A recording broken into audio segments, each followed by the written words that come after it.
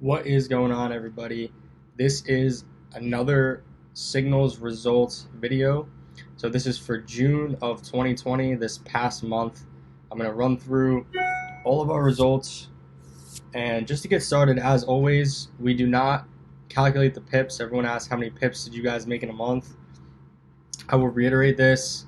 Again, it matters what you risk percentage-wise on each trade, guys. The pips is mind-blowing that people talk about this. It's percentage you risk on each trade. If you risk 1% consistently on each trade, it's about, did you close 1%? Did you close 2%? Did you close 3%? The risk reward factor of that trade. So when we give out signals, every single signal we recommend use 1%, use this, use that. So I'm just going to pull over onto the screen really quickly. An example of our trade is, for example, right here, GJ, use 1%. Up here, GU, use 1.5%. So that's where I'm getting all these numbers from that I'm about to go over right now. I don't want to confuse you guys.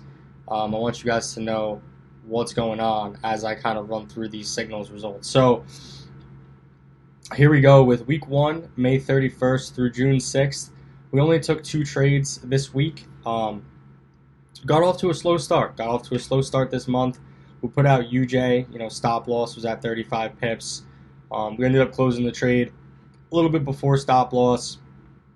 So we pretty much lost 1% and recommended using 1% on that trade. So we closed this week only 2 trades. Normally we do 1 per day, as you'll see, but only 2 trades this week. So we ended week 1 minus 1%. Going into week 2, we gave out 5 trades. So this is kind of the norm of what we do. We had NSEF, closed this at break even. UCAD, we closed this at stop loss. So stop loss got hit minus 1%. Again, we recommended 1%. And I'm even going to bring this up here,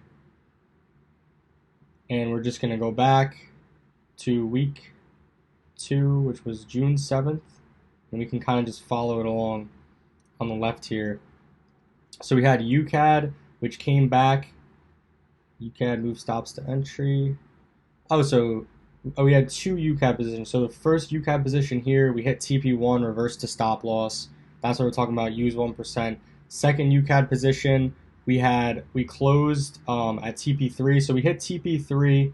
We were up around 60 pips or so. So we captured around 1% on that trade. Then we had AJ. AJ was a big trade. So AJ went 1 to 3.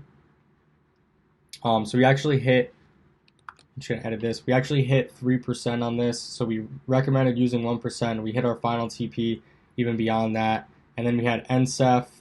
And NSEF, we closed plus 1%. So we closed around 25 pips. So 25 pips was stop loss. So week 2 totals, we total all of this together, including our 1 loss. We had plus 4%, which is a great week. Plus 4% is a great week, guys. If you're doing the FTMO challenge, you got to hit 10% for the month. So 4% is a great week. Let's get into week 3. So to move ahead, week 3 was June 14th.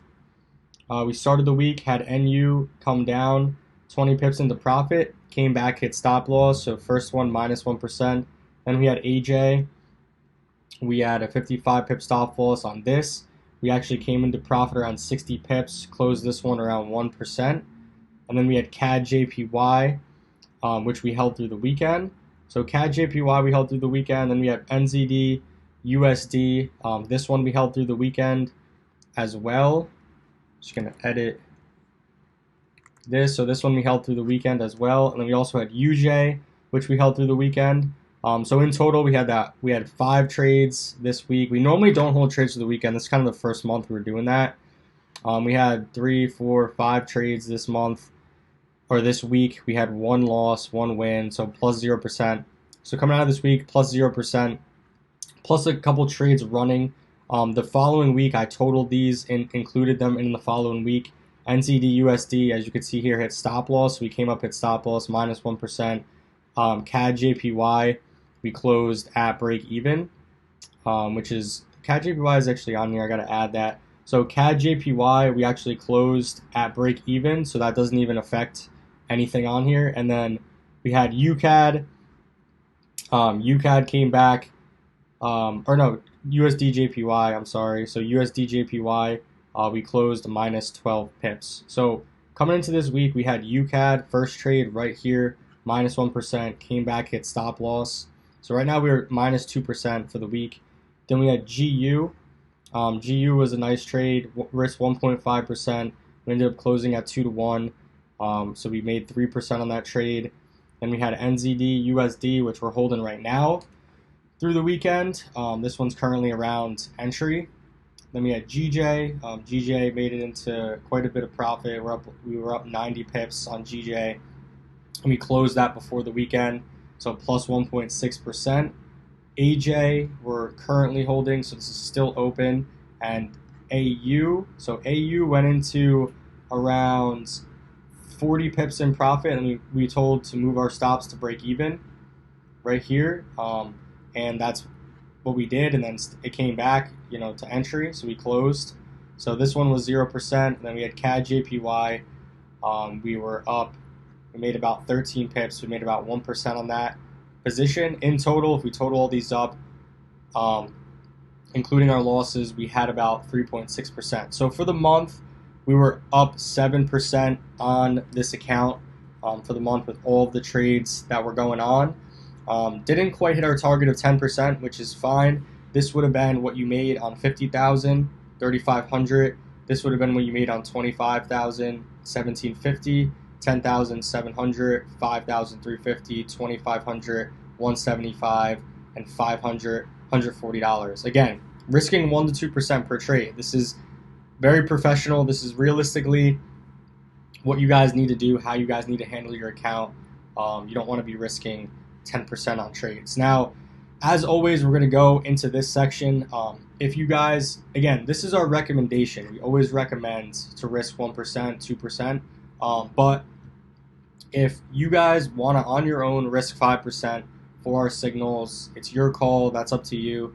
I just want to go through, if you were to risk 5% on every single trade, what your results would have been for the month. So again, week 1 would have been minus 5% if we risked 5% in this position. So it would have came out minus 5. Week 2, I just went ahead, changed all the percentages to 5. We would have made 5% on this, 15% on this, 5% on this. So it would have been up 20%. Week 3, we would have been just break even if I changed everything. We made 0% on these. So we would have been break even here. And then week 4 would have been minus 5, plus 10, plus 0, plus 8, 0, 0, plus 5, 13%. In total, we would have been about 28% for the month, which to some people is pretty wild.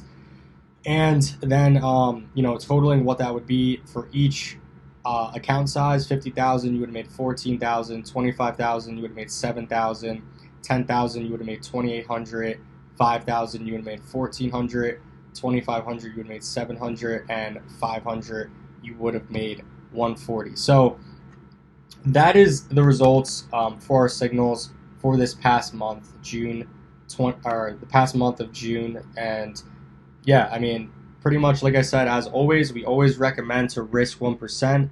And we're trying to teach you how to manage your account. We're trying to teach you how to use correct risk management. We always recommend to use this, the position size calculator. I use this on every one of my trades. We recommend it's very easy. You just plug it in really quickly when the signal comes out. And, then you have time to get in on a position with proper risk management, which is obviously key. So for you guys that are interested in the signals, really quick, I'm just going to pull up. It does come with a course. So the signals does come with a course, which is very important. It comes with our trading plan. Comes with this multiple time frame breakdown of how we do our analysis, full course on fundamentals, and then just some free gifts, and most importantly, our trade reviews. So every week we will review the trades that we see fit for our strategy, that we see that you guys can learn from. We'll go over entries, market structure, key levels, everything like that, risk management, maintaining the order. So that is the signals right there. That is going to be what's included, and you will be obviously added to these premium chats, member signals, premium signals, updates, analysis, and fundamental analysis. Everything included in there. So again, this is our June results. I will see you guys next month for the July results.